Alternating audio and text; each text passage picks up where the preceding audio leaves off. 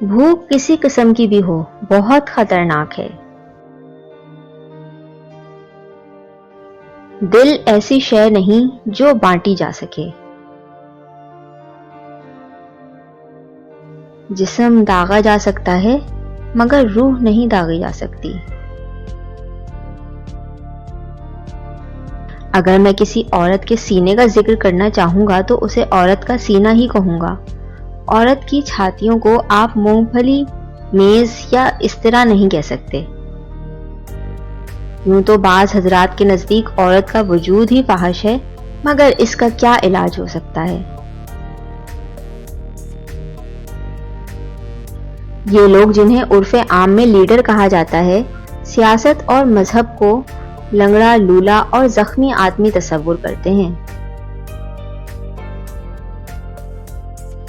حسین چیز ایک دائمی مسرت ہے۔ آرٹ جہاں بھی ملے ہمیں اس کی قدر کرنی چاہیے۔ وطن کی خدمت شکم سیر لوگ کبھی نہیں کر سکیں گے۔ وزنی معدے کے ساتھ جو شخص وطن کی خدمت کے لیے آگے بڑھے اسے لات مار کر باہر نکال دیجیے۔